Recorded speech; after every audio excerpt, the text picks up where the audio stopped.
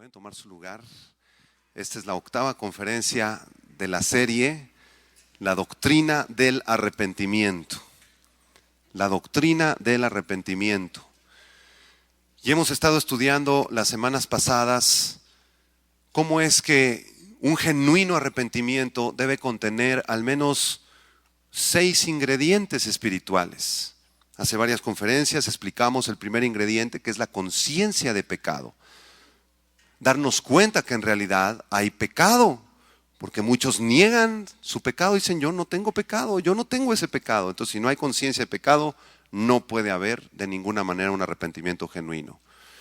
El segundo ingrediente era sentir dolor por el pecado, sentir un profundo dolor y malestar por nuestro propio pecado.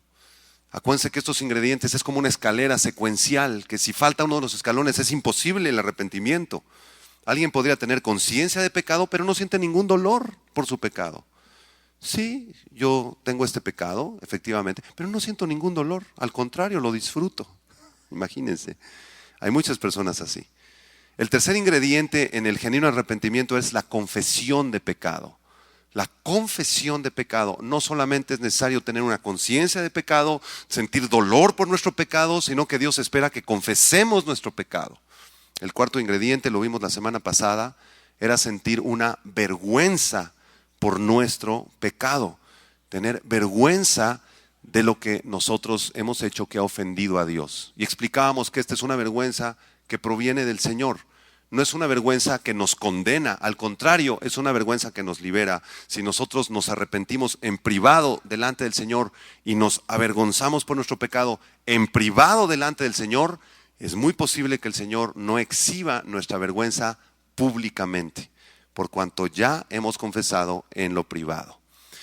Y esta noche vamos a ver el quinto ingrediente del arrepentimiento. Este quinto ingrediente es sentir un odio por el pecado. Podríamos decir también que es detestar el pecado, llegar a sentir náuseas por el pecado. Este es el quinto ingrediente.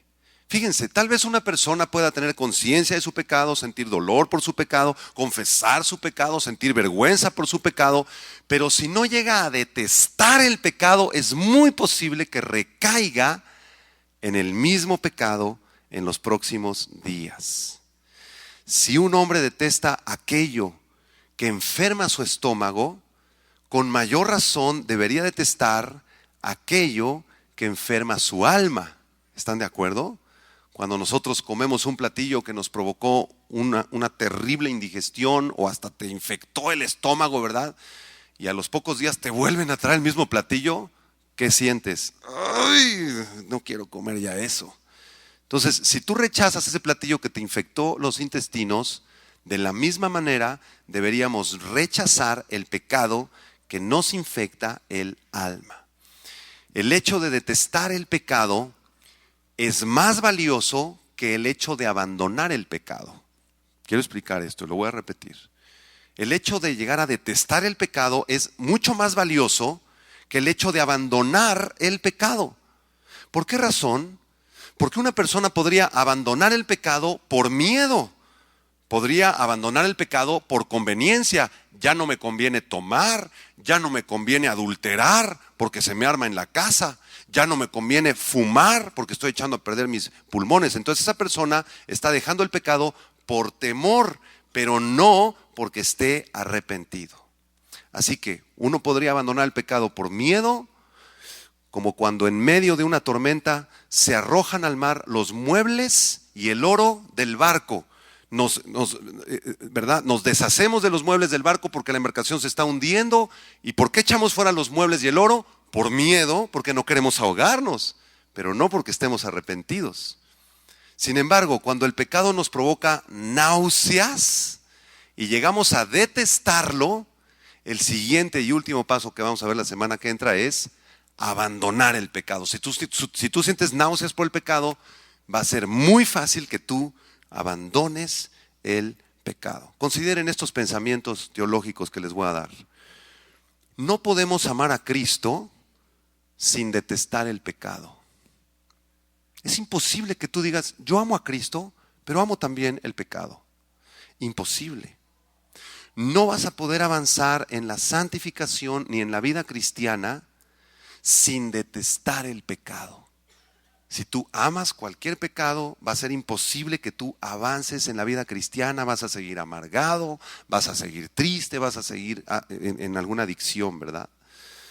No podemos dar un buen testimonio y ser un buen testimonio a los incrédulos si nosotros no detestamos el pecado. No vas a poder dar testimonio afuera si tú no detestas el pecado. Y no podrás anhelar las cosas celestiales, no podrás ver las cosas espirituales si antes tú no detestas el pecado.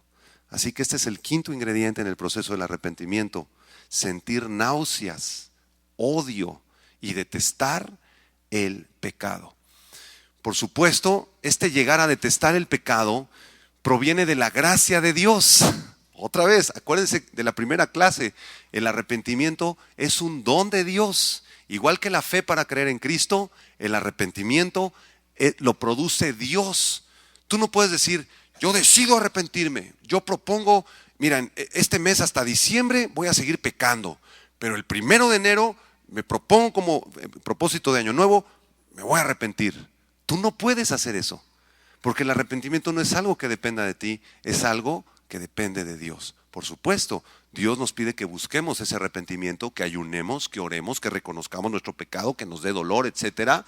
Pero el que nos da esa gracia del arrepentimiento es solamente el Señor. Él es el único que nos viste con vestiduras de santidad. Amén. Vamos a un pasaje de las Escrituras en Zacarías capítulo 3, por favor. En el Antiguo Testamento. Abran sus Biblias en este libro precioso de Zacarías. Es el penúltimo del Antiguo Testamento, en el capítulo 3. Y en este capítulo 3, el profeta Zacarías está hablando de un sumo sacerdote que ministraba en el templo. Vamos a leer del versículo 1 al versículo 5. Dice: me mostró al sumo sacerdote Josué, el cual estaba delante del ángel de Jehová, y Satanás estaba a su mano derecha para acusarle. Entonces, en esta visión, Zacarías está viendo a un sumo sacerdote del templo de Jehová. Estaba delante del ángel de Jehová. El ángel de Jehová es una aparición de Jesucristo preencarnado. Estaba delante de Cristo. Y Satanás estaba a su mano derecha. ¿Y cuál era la función de Satanás? Acusarle al sacerdote. Y dijo Jehová a Satanás: Jehová te reprenda. Esta es una clase de teología de liberación, ¿verdad? Cuando tú sientes opresión demoníaca, tú puedes hablar, ¿verdad?, a Satanás o a sus demonios y decirles: el Señor te reprenda. Versículo siguiente, versículo 2. Jehová te reprenda, oh Satanás, Jehová que ha escogido a Jerusalén te reprenda. ¿No es este un tizón arrebatado del incendio? Así le llama al sacerdote Josué. Y Josué estaba vestido de vestiduras viles y estaba delante del ángel. Estas vestiduras viles representan el pecado del sacerdote Josué, porque él era un ser humano pecador. Versículo 4. Y habló el ángel y mandó a los que estaban delante de él diciendo: quitadle esas vestiduras viles. Y a él le dijo: mira que he quitado de ti tu pecado y te he hecho vestir de ropas de gala. ¿Quién le quitó sus vestiduras viles al sacerdote Josué? ¿Quién se las quitó? El ángel de Jehová. ¿Quién es el ángel de Jehová? Cristo. ¿Y qué le concedió Jesucristo?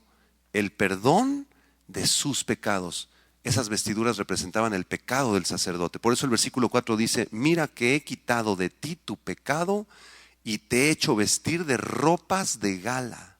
Después dijo: pongan mitra limpia. La mitra era una especie de gorro o de sombrero que se ponían los sumos sacerdotes sobre su cabeza, y pusieron una mitra limpia sobre su cabeza y le vistieron las ropas, y el ángel de Jehová estaba en pie.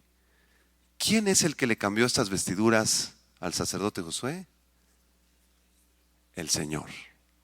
¿Quién es el que le concedió el don del arrepentimiento al sacerdote Josué? El Señor. ¿Se creía mucho el sacerdote por Josué por ser sacerdote? Y decía, yo soy el santo del Señor, yo soy el sumo sacerdote, el mero mero. No, él reconocía su estado pecaminoso delante del Señor. Además tenía a Satanás a un lado acusándole. Así está Satanás acusándote a ti y acusándome a mí. Así que yo quiero suplicarte, por favor, que siempre estés humilde delante del Señor. Si el sacerdote Josué estaba vestido con vestiduras impuras y reconocía su pecado y reconocía que necesitaba arrepentirse, ¿cuándo más tú y yo necesitamos reconocer que necesitamos la gracia y el poder del Señor todos los días? Amén. Tengo aquí un pensamiento teológico. Dice, nunca seremos más preciosos ante los ojos de Dios que cuando reconocemos que somos leprosos espirituales ante nuestros propios ojos. Un corazón contrito y humillado nunca lo rechazará el Señor. Bueno, vamos a ver a continuación, hermanos, tres evidencias que demuestran que una persona ha pasado por este paso del arrepentimiento, de detestar el pecado, de odiar el pecado o sentir náuseas por el pecado. ¿Cómo podemos identificar un verdadero odio por el pecado en nuestras vidas? Bueno, existen al menos tres evidencias, se las voy a enseñar rápidamente. Primera evidencia de que tú has llegado a detestar el pecado, a sentir náuseas por el pecado.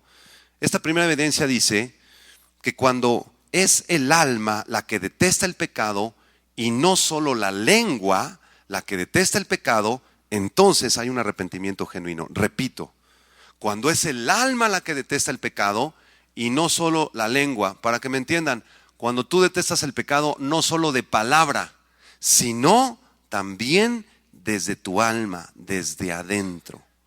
Muchas veces hablamos en contra del pecado con la lengua. Ay, el pecado, yo aborrezco el pecado nos destruye, me quiero arrepentir de mi pecado, y me choca el chisme, he llegado a detestar el chisme. Y lo dices muchas veces, ¿verdad? Y parece que hay gran santidad en tu corazón, pero la verdad es que tú amas el pecado, ¿verdad?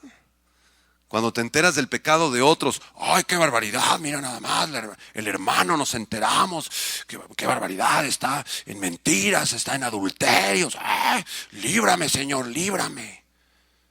Yo detesto esos pecados. Sí, volteas a ver el pecado del hermano, pero no ves el tuyo propio. Tú detestas el pecado nada más de labios para afuera, pero en realidad no hay un genuino arrepentimiento en tu corazón. Entonces, la Biblia nos enseña que aunque Satanás venga a presentarnos diferentes tentaciones y diferentes pecados de diferentes formas y tamaños, Satanás te va a traer un platillo delicioso, te va a traer una pintura preciosa para invitarte a pecar. Tú debes estar firme en Cristo, dejar de criticar los pecados de los demás y preocuparte primero por el tuyo propio, porque si comienzas a juzgar los pecados de los demás, te conviertes en un fariseo. ¿Se acuerdan del fariseo que estaba orando ahí afuera de la sinagoga, que se pegaba así, ¿verdad? Y decía, Señor, gracias que yo no soy un borracho, gracias porque yo no soy un secuestrador, gracias porque yo no fumo, gracias porque yo no tomo, Señor. Y al lado de él, ¿verdad? Había otra persona con gran humildad que se daba golpes en su corazón, en su pecho, y decía, Señor, ten misericordia de mí, sé propicio a mí, yo soy un pecador, Señor, necesito de tu gracia, de tu misericordia. Qué diferencia entre los dos, ¿verdad? Entonces que nos parezcamos más al segundo, por supuesto. Si tú eres de las personas que andas criticando el pecado de todos los demás, ya mejor, mira, cerremos nuestros labios y comencemos a buscar a Dios y a arrepentirnos. Vamos a Hebreos capítulo 11, por favor, para comprobar esta verdad. Hebreos 11, versículo 24 en adelante. Hebreos 11, versículo 24. Vamos a aprender un ejemplo de fe y de arrepentimiento genuino. Es el ejemplo de Moisés. Dice en Hebreos 11, 24, por la fe Moisés, hecho ya grande, rehusó llamarse hijo de la hija de Faraón, escogiendo antes ser maltratado con el pueblo de Dios que gozar de los deleites temporales del pecado, teniendo por mayores riquezas el vituperio de Cristo que los tesoros de los egipcios, porque tenía puesta la mirada en el galardón. Por la fe dejó a Egipto, no temiendo la ira del rey, porque se sostuvo como viendo al invisible. Por la fe celebró la Pascua y la aspersión de la sangre, para que el que destruía a los primogénitos no los tocase a ellos. Moisés es un gran ejemplo de este punto que estamos viendo. No solamente detestaba el pecado o las tentaciones de Satanás de labios para afuera, sino que también lo hacía de corazón. Satanás le puso todo en charola de plata. Quédate en Egipto, Moisés. Di, ¿verdad?, que la hija de Faraón es tu mamá. Aquí tienes las pirámides, tienes dinero, tienes todo lo que quieras, Moisés. Tienes chavas, tienes comida. Quédate aquí a disfrutar las delicias de Egipto. Y dice este versículo que Moisés rehusó llamarse hijo de la hija de Faraón, rehusó todos los deleites temporales del pecado con tal de servir a su Dios. Decidió sufrir con el pueblo de Israel en vez de irse a Egipto a practicar el pecado. Así que Moisés es un gran ejemplo de alguien que logró detestar el pecado, no solamente con sus labios, sino también con su corazón. Esa es la primera evidencia. Y te hago esta pregunta y me la hago a mí mismo. ¿Detestamos en realidad el pecado? ¿O todavía lo consentimos? Realmente cuando estamos en una mesa chismeando, ¿de veras sentimos como náuseas espirituales? ¿O nos gusta? Cada quien conteste la pregunta. Si en realidad nos gusta, debemos buscar muchísimo a Dios. Tal vez deberíamos ayunar varios días y decirle: Señor, a mí me gusta el chisme, se pone buenísimo, Señor. Yo lo disfruto, es un platillo delicioso, como un pollo con mole, con arroz. Me encanta el chisme, esa es la verdad, Señor. Pero ya me di cuenta que está mal, que esto tú lo aborreces. Por eso vengo a orar y ayunar aquí 2-3 días, Señor. Por favor, produce en mí el milagro del arrepentimiento. Permíteme llegar a sentir náuseas, guácala, por el pecado de chisme, porque soy bien chismoso, Señor. Esa es la verdad. Y yo estoy seguro que si tú buscas del Señor, el Señor te irá dando esa gracia maravillosa. Y la siguiente vez que tú te sientes: ahora vamos a chismear del pastor, el Espíritu Santo te va a poner así como en el fútbol, tarjeta amarilla. Te va a sacar la tarjeta amarilla. Caray, aquí hay algo que está mal. Y vas a comenzar a detestar el chisme. Les vas a decir a tus 3 cuates, a tus 5 amigas: ¿saben qué? Miren, ustedes digan lo que quieran, yo ya no participo del chisme del pastor, ¿verdad? Yo mejor me retiro, Dios les bendiga. O si quieren, mejor leemos el libro de los Salmos, oramos. Pero a mí ya no me gustan esas cosas. Discúlpeme, ya no me gusta. ¿Sí? En las fiestas de fin de año de tu empresa, ¿verdad? Antes las disfrutabas: ¡viva México! Y la feliz Navidad, y hasta atrás todos, ¿verdad? Todos tomando, ¿verdad? Y a ti te gustaba, y no te hagas, a lo mejor todavía te sigue gustando.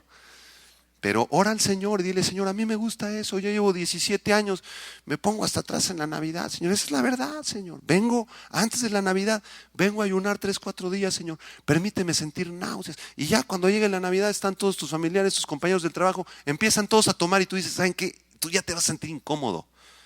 Vas a decir: hay algo que está ya mal aquí. ¿Pero qué te pasa, compadre? Échate unas de tequila. Es que ¿saben qué? Ya me siento incómodo, ya no me gusta. Ya no me gusta eso. ¿Qué te pasó? El Señor te concedió la gracia de llegar a detestar o a comenzar a detestar el pecado. Amén. Segunda evidencia. ¿Cómo podemos saber si realmente hay un arrepentimiento genuino y detestamos el pecado? Bueno, en segundo lugar, cuando llegamos a detestar todos los pecados y no solamente algunos. Cuando detestamos todos los pecados y no solamente 2 o 3. Esto podríamos llamarle el odio universal del pecado, ¿verdad? O las náuseas universales del pecado. Te pongo varios ejemplos. Tú no puedes odiar el robo, porque entraron a robar a tu casa o a tu oficina y yo odio el robo, me da náuseas ese pecado del robo, pero me encantan las mentiras. No puede ser. Es un falso arrepentimiento. Tú no puedes odiar el adulterio y condenar el adulterio. El adulterio, qué horrible pecado. Ay, pero a mí me gusta mucho el dinero, tengo amor al dinero. El adulterio no, pero el amor al dinero, ese sí. No puede ser. No puedes odiar la injusticia social y consentir el chisme. No puedes odiar la traición porque a ti te traicionaron y condenas fuertemente el pecado de traición, pero consientes en tu pensamiento muchas cosas de inmoralidad. Entonces, si tú vas a llegar a odiar solamente el 30% de los pecados y amar el otro 70%, no es arrepentimiento genuino. El Señor te dará la gracia de comenzar a detestar todos los pecados, todos los pecados. Esto se llama el proceso de santificación. Poco a poco en tu vida cristiana comenzarás a identificar unos pecados que tú antes amabas o que consentías. Bueno, pues para mí, ¿verdad? Ese pecado no es tan malo. ¿Qué tanto es tantito, hombre? No hay ningún problema, ¿verdad? Vendí mi coche, ¿verdad? En 10,000 pesos. Yo sabía que le faltaba el clutch, los frenos que tenía, estaba desvielado, lo tenía que haber vendido en 4,000, pero bueno, lo vendí en 10,000 y no le dije al comprador todo lo que le faltaba a mi coche. Es que lo vendí en 10,000, Señor, para darte tus ofrendas, Padre. Cálmate, hijo. ¿Sabes qué onda? Esos rollos son amor al pecado, porque tú estás mintiendo, estás dando falso testimonio. Sé honesto. ¿Sí? Salmo 119, versículo 102. A ver, vamos a ver este salmo. ¿Ustedes saben que el Salmo 119 es justo la mitad de la Biblia? Justo la mitad de la Biblia. El 50%. Salmo 119, versículo 102 al 104. También es el salmo más largo de toda la Biblia y uno de los más hermosos. ¿Qué dice el Salmo 119, versículo 102? No me aparté de tus juicios, porque tú me enseñaste. A ver, lean el 103 conmigo. Ahí está en la pantalla. Dice, cuán dulces son a mi paladar tus palabras, más que la miel a mi boca. Verso 104. De tus mandamientos he adquirido inteligencia. Por tanto, he aborrecido todo camino de mentira. Siento náuseas de las mentiras ahora. Aborrezco el falso testimonio, aborrezco la mentira. ¿Qué es lo que produjo en el salmista este aborrecimiento? Los mandamientos del Señor. Porque cuando amamos al Señor, aborrecemos entonces el pecado. ¿Qué dice Proverbios 8, versículo 13? Vamos a Proverbios 8, verso 13. Otro versículo que ilustra esta enseñanza. Proverbios 8, versículo 13. Fíjense este versículo, qué interesante. Dice, el temor del Señor, ¿qué cosa es?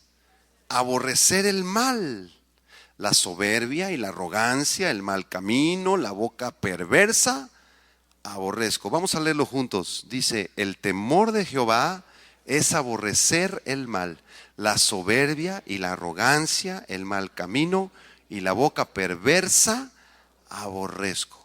Noten cómo el Señor no nos pide que aborrezcamos a los pecadores. Noten esto. Si tu tío, ¿verdad?, es bien mentiroso y tu amigo es bien trácala, el Señor no te dice, ódialos a ellos. No, eso no es bíblico. El Señor dice que amemos a nuestro prójimo y que amemos a nuestros enemigos. Lo que tenemos que aborrecer es el pecado que ellos hacen. Si viene un asesino serial aquí al estudio de los martes, 5 secuestradores, 4 homicidas, bienvenidos. Ellos son bienvenidos. ¿Cuántos les darían la bienvenida? ¿Que se sienten junto a ti? Tú no sabes a quién tienes sentado junto a ti, a lo mejor es un ex asesino serial, ¿no? ¿Tú les darías la bienvenida? ¿Los invitarías un cafecito a tu casa? ¿Cómo ves? ¿Sí? O les dirías, no, es un pecador, es un homicida, ¿no? El pastor nos enseñó que debemos odiar a los homicidas. No, yo no estoy enseñando eso. No, debemos amarlos y abrazarlos y bendecirlos y compartirles de Cristo. Y mostrarles que Dios detesta, no los detesta a ellos, detesta su pecado, detesta la maldad que ellos han practicado. Así que, como conclusión de esta segunda evidencia, podemos decir que un corazón santificado detesta el pecado. Detesta el pecado porque el pecado contamina el alma, ensucia el alma y contagia a otros. El corazón que ama a Dios detesta el pecado porque el pecado contamina, el pecado contagia, es como un virus que se contagia, es como una serpiente. Y nosotros debemos detestar no solamente a la serpiente por su mordedura, sino también por su veneno, porque esa serpiente inyecta veneno. Entonces, cuando tú o yo pecamos, no solamente nos afectamos a nosotros mismos, afectamos también a todos los demás. Aunque sean pecados ocultos. No me cacharon. Dice el chavo, ¿verdad? Le robó 20 pesos a la mamá del gasto. No, ni se va a dar cuenta, mi mamá. Nada que ver, no pasa nada. Supongamos que no lo cachan, ¿no? ¿Tú crees que ese pecado afecta a ese joven? Claro que sí, lo está destruyendo. ¿Tú crees que afecta a su mamá que no se dio cuenta? Claro que también. Afecta todo el testimonio de la familia. El pecado destruye a todas las familias que los practican. Tercera evidencia de un genuino arrepentimiento y de detestar el pecado. La tercera evidencia ocurre cuando no solo se detesta el pecado personal, sino que también se detesta el pecado de los demás. No solamente detestamos nuestros propios pecados y sentimos náuseas por nuestros propios pecados, sino que también sentimos náuseas por los pecados de todos los demás. Esa es una muestra de un genuino arrepentimiento. Te pongo un ejemplo. A lo mejor tú detestas el pecado de idolatría, porque tú y yo fuimos idólatras antes. Y sacamos a los ídolos de nuestra casa y sobre todo de nuestro corazón. Y amén, Señor, y llegamos a detestar ese pecado de idolatría. Pero cuando tú ves a nuestra nación de México sumergida en un pecado de idolatría masivo, nacional, no sientes nada. Eres indiferente. Miran, ahí van tantas peregrinaciones en la India, aquí en México, ¿verdad? Tanta idolatría. Bueno, pues allá ellos. Gloria a Dios, yo ya salí de eso. Qué egoísmo tan grande, ¿verdad? Entonces, esta tercera evidencia nos enseña que no solamente Dios espera que detestemos nuestro pecado, sino también que oremos por todos los pecadores y que sintamos también esa repulsión por los pecados de los demás. La iglesia de Éfeso, en Efesios 2:2, no podía soportar a los malos. En Apocalipsis 2:2, perdón. Esta iglesia de Éfeso no podía soportar a los malos. Cuando Jesús entró en el templo, en Juan capítulo 2, versículo 14 al 16, echó fuera del templo a los cambistas y a los que vendían animales. ¿Se acuerdan de ese pasaje? Porque Jesús no solamente detestaba el pecado adentro de sus discípulos, de los 12 discípulos, también detestaba el pecado nacional de Israel. Nehemías oró por el pecado de toda la nación de Israel. Si tú lees el libro de Nehemías, no solamente sentía dolor por su pecado, sino por el pecado de toda la nación. Vamos al Salmo 101, versículo 7. Aquí vamos a aprender un principio muy especial. Salmo 101, versículo 7. Estas palabras las está diciendo el Señor. Está hablando aquí el Señor. Amén.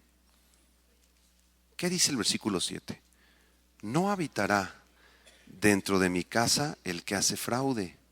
El que habla mentiras no se afirmará delante de mis ojos. El Señor no admite pecado en su casa. No le gusta, lo detesta. Y de la misma manera, nosotros también deberíamos de imitar el ejemplo del Señor. No debemos tolerar que el pecado de los demás entre en nuestra casa. Si tú tienes 4 cuates, ¿verdad?, de la secun y los invitas a tomar un café a tu casa, pues son bien mal habladotes, porque tú también eras. Y los invitaste ahí a tu casa y empiezan con las groserías, todo tal por cual, todas las groserías. Tú tienes que pararles ahí el carro, como decimos, ¿verdad? Y les tienes que decir, ¿saben qué, amigos? Estamos en mi casa y yo tuve un encuentro con Dios. Dios me quitó las groserías, mi vocabulario. No quiero ser rudo con ustedes, pero aquí en mi casa, en mi sala, no se permiten groserías ni maldiciones. porque esta casa es de Dios. Y si ustedes dicen groserías y leperadas aquí en mi casa, están ofendiendo a Dios, a mi esposa y a mis hijos. Entonces nada más les pido por favor que hablemos con un lenguaje, un vocabulario decente. Y si quieren salir a decir groserías, ahí está la puerta. No puedes tolerar esto dentro de tu casa. No permitas que nadie introduzca inmoralidad a tu casa. Nadie. Compadre, te traje esta película, mira, tiene escenas de sexo. ¿Sabes qué, compadre? Aquí no vemos ese tipo de cosas. No se imaginan cuántas películas y CDs yo saqué de mi casa cuando me convertí a Cristo. Tenía un montón de cochinadas. CDs de grupos satánicos y de rock y películas de porquería y media. Saqué así como 3 bolsotas de cerros hace 15 años de mi casa porque eran cochinadas. ¿Por qué yo iba a consentir esas porquerías en mi casa, que es casa del Señor? ¿Cuántas cosas tendrías tú que sacar de tu casa? Muchos hermanos guardan la carta del exnovio de hace 25 años.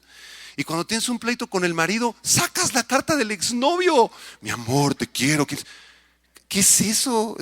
Ese es un anatema. La Biblia llama esto anatemas o ídolos. Entonces, saca esas cochinadas de tu casa. Es que esta pulserita me la regaló mi exnovia de hace 20 años, que quién sabe qué. Me acuerdo, era tan bonita. Saca esa cochinada de ahí. ¿Qué tiene que hacer eso ahí? Cuadros que te generan como inquietud, ¿verdad? O malestar, ¿verdad? Pues sácalos de tu casa. ¿Para qué quieres esos cuadros ahí en tu casa? Un hermano tenía un cuadro, ¿verdad? Era una mujer pintada así como del siglo XVI y tenía unos ojos así medio demoníacos. Y yo cada que iba a su casa le decía, ay, nanita, Señor, líbrame. ¿Por qué está así tan inquieto, pastor? Pues es que mira, si uno tiene la mirada bien enchamucada de ese cuadro, pero es que es del pintor fulano de tal, pues yo no sé de quién será, pero a mí me causa inquietud. Yo que tú la sacabas, sí la sacó. Entonces tú tienes que regresar hoy a tu casa y no consentir que entren cosas a tu casa que puedan dañarte.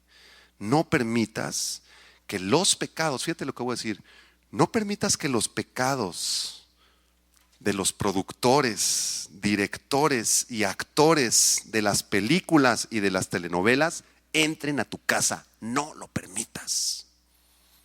Porque la telenovela que tú ves tiene un libreto. Y ese libreto fue escrito por un artista, escritor de libretos de las telenovelas del Canal de las Estrellas o del canal que tú quieras. Y ese libreto, si tú lo analizas, contiene un montón de pecados y cochinadas. Violencia, adulterios, mentiras, robos, fraudes, cambios de identidad, homosexualismo, lesbianismo y échale, la lista es larga. ¿O no? Borracheras, falsos testimonios, acusaciones. Y tú cuando prendes la tele y le subes al volumen, es como si le dijeras a Satanás, pásale a mi sala, siéntate aquí, manito. ¿Qué te ofrezco? ¿Un cafecito, tecito? ¿Qué tomas, Satanás?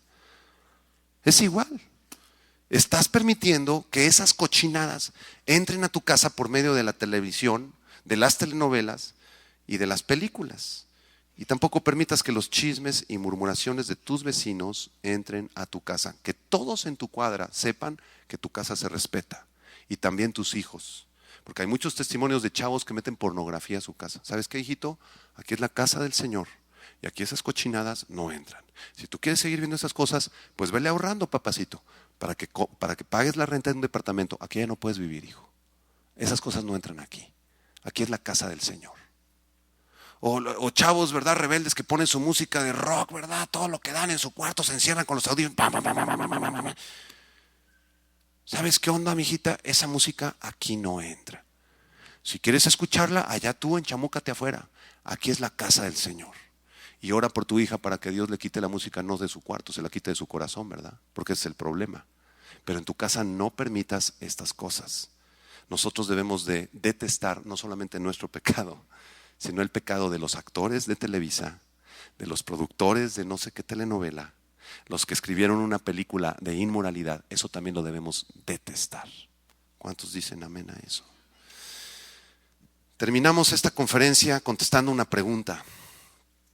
¿Cómo puedo llegar a detestar el pecado? ¿Cómo se le hace?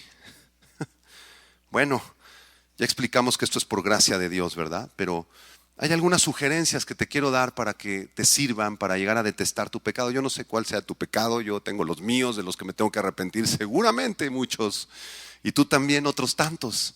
¿Cómo podemos hacerle? Bueno, en primer lugar, yo te invito a que consideres el origen del pecado. ¿De dónde proviene el pecado? ¿Alguien me puede decir? ¿De dónde proviene el pecado? ¿De dónde provienen los chismes que te gustan o las mentiras que me gustan a mí? ¿De dónde provienen? ¿Provienen del corazón? A ver, vamos a contestar esta pregunta con 1 de Juan 3, versículo 8. Versículo 8. Vamos a ver de dónde proviene el pecado. Por supuesto, el pecado puede surgir en el corazón, estoy de acuerdo, pero 1 de Juan 3:8 nos da más luz. Vamos a leerlo. Dice este versículo: el que practica el pecado es ¿de quién? Del diablo. Porque el diablo peca desde el principio. Él pecó y se llenó de soberbia y de orgullo. Para esto apareció el Hijo de Dios, para deshacer las obras del diablo. 1 de Juan 3, versículo 8. ¿De dónde proviene el pecado? Quiero decirte que el pecado proviene del infierno, proviene de Satanás, proviene del diablo. Entonces, cuando pecamos, estamos comprando un producto que fue producido en el infierno. ¿A cuántos les gustan los productos del infierno? Consumirlos. ¿Cuántos van al supermercado y dicen, dame 3 kilos de pecado? Y ahí en la bolsa dice, made in the infierno, hijo. ¿Verdad? Productor, Satanás. Y es lo que nos estamos comiendo. Entonces cuando pecamos, nos convertimos en esclavos del diablo y del infierno. Ya nada más con eso sería una buena sugerencia para que dejáramos cualquier pecado, ¿verdad? Y buscáramos arrepentirnos delante de Dios. Porque cualquier pecado que cometamos no proviene de Dios, por supuesto. Dios detesta el pecado. Proviene del infierno. Segunda consideración. Considera las consecuencias que el pecado le producen al Señor.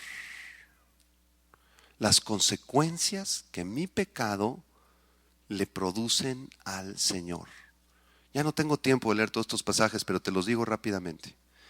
Cada vez que pecamos le traemos deshonra al Señor. Romanos 2:23. Cada vez que pecamos estamos despreciando al Señor. Primer libro de Samuel, capítulo 2, versículo 30. Estamos devaluando la obra del Señor. Cada vez que pecamos, ofendemos al Señor y molestamos al Señor. Isaías 7, versículo 13. Cada vez que pecamos, lastimamos y quebrantamos el corazón del Señor. Esta es tremenda, este argumento. Cada vez que pecamos, lastimamos y quebrantamos el corazón del Señor. Ezequiel 16, versículo 43. Cada vez que pecamos, exponemos a Cristo al vituperio y traemos vergüenza al Evangelio. Cada vez que pecamos, exponemos a Cristo al vituperio y traemos vergüenza al Evangelio. Hebreos 6, versículo 6. Wow. Está muy fuerte esto, ¿verdad? O sea, además de que el pecado proviene del infierno, cuando un cristiano peca, lastima el corazón de Dios, devalúa la obra de Cristo. Cada vez que pecamos es como si gritáramos con los otros pecadores del siglo I: crucifíquenle, crucifíquenle. Wow. ¿Ya le entendieron a Isaías, al capítulo 6, cuando Isaías ve al Señor y dice: Señor, yo soy un hombre inmundo de labios, Padre, no me consumas, soy un hombre pecador, Señor? ¿Ya le entendieron al profeta Josué, al que leímos hace ratito? Señor, mis vestiduras están sucias, soy el sumo sacerdote del templo, Señor, pero soy un pecador. Ten misericordia de mi vida, Señor, permíteme seguir viviendo. Esa debería ser nuestra oración de todos los días. Esa es mi oración cada que amanezco. Señor, gracias porque me concedes vivir, porque soy un pecador. Gracias. Tu palabra dice que soy una nueva criatura, que ya no hay condenación para mí, pero no es por mis méritos, es por los méritos de Cristo, Señor. Pero todavía te ofendí ayer, Padre. Ten misericordia de mí, Señor. Me acuerdo que un día un pastor estaba orando y le decía: Señor, yo sigo pecando. Señor, si voy a seguir pecando, mejor consúmeme ya, llévame a casa mejor, Señor. Porque sigo pecando. Entre más vivimos, más pecamos, ¿no es cierto? Que los pecados que tú tenías acumulados en la quiniela hasta los 14 años no son los mismos que llevas hasta los 56 años. ¿No es cierto? ¿Por qué sigues vivo entonces? ¿Por qué sigo vivo yo? Por la gracia de Dios. Por eso nuestra actitud delante del Señor debe ser de arrepentimiento. Amén. Tercera consideración para terminar. ¿Cómo podemos llegar a detestar el pecado? Considera esto. Compara el pecado con otros males. Compara el pecado con otros males. Y siempre resultará que el pecado es mucho más aterrador que cualquier mal que tú me puedas mencionar aquí. A ver, ¿qué males se les ocurren? ¿Una enfermedad así tremenda? ¿Qué es peor, esa enfermedad o el pecado? El pecado. ¿Qué es peor? ¿Una pobreza extrema así que apenas te alcanza para comer o el pecado? El pecado es mucho peor que una pobreza extrema. La muerte, una persona se murió y ya la estamos enterrando ahí en el funeral. ¿Qué es peor, la muerte o el pecado? El pecado. ¿Por qué razón? Porque el pecado es la causa de cualquier aflicción. Anótalo. El pecado es lo que produce todos los demás males y aflicciones del mundo. Es más, el pecado es mucho peor que el infierno. ¿Qué te parece? ¿Por qué? Porque Dios creó el infierno, pero Dios no creó el pecado. Porque el pecado es mucho peor que el infierno. Los tormentos del infierno atormentan al pecador, pero el pecado ofende a Dios. Y además en el infierno hay al menos una cosa buena.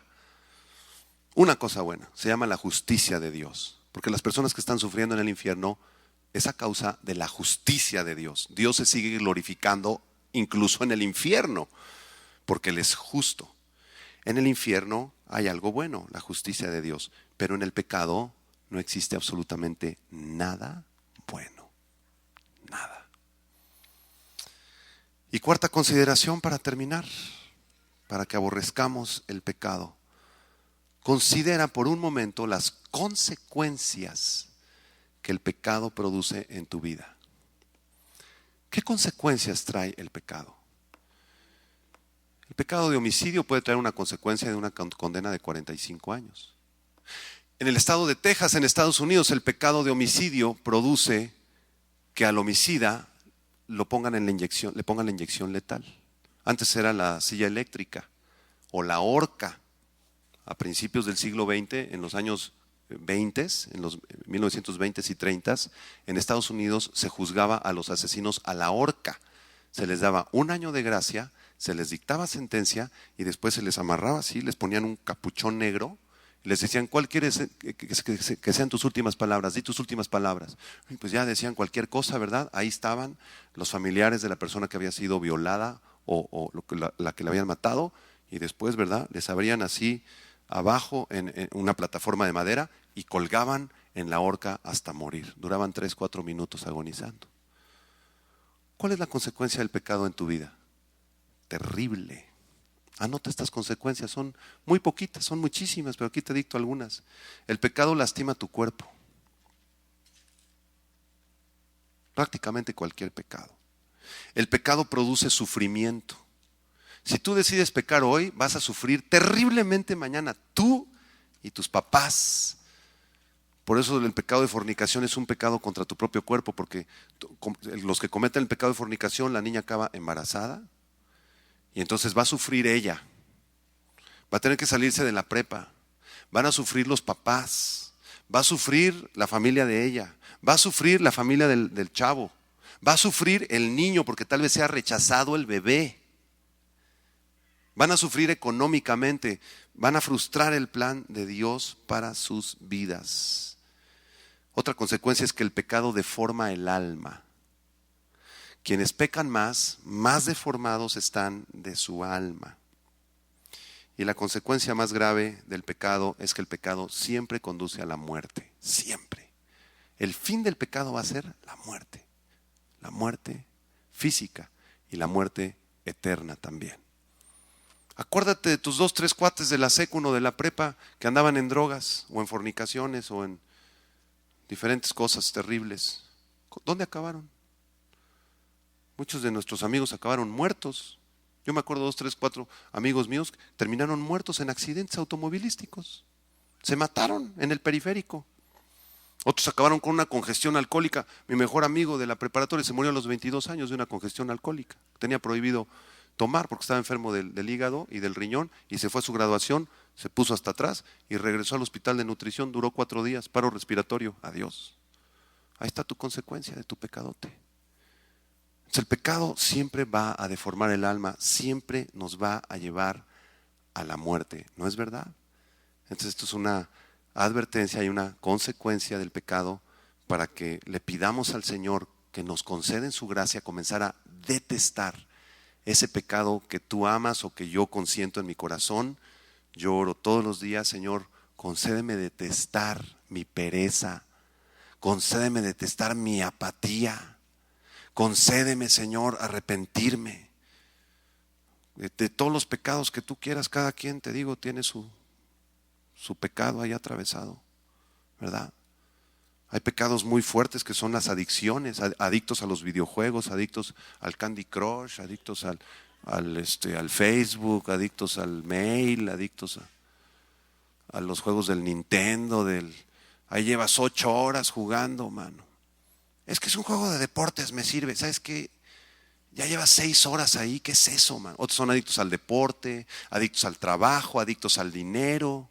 Hay muchísimas adicciones, muchísimas. ¿Se podrán romper estas adicciones en arrepentimiento? Claro que sí. Cristo es el que las rompe.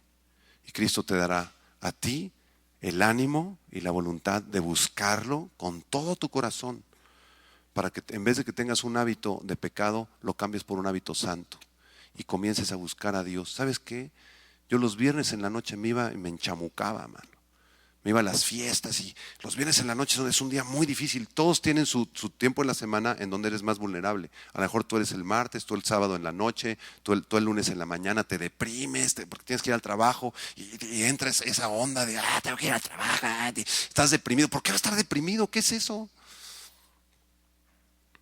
Entonces, en ese momento, cuando eres más vulnerable, es cuando más deberías ayunar y orar. Señor, hoy es lunes, me siento de la patada, me voy a parar media hora antes, voy a orar, Señor, voy a alabarte, Señor, y me voy a arrepentir de esta apatía, de esta pereza, de este desánimo que tengo, porque eso es pecado, Señor. Esa es la verdad, Señor. Amén. Vamos a hacer una oración.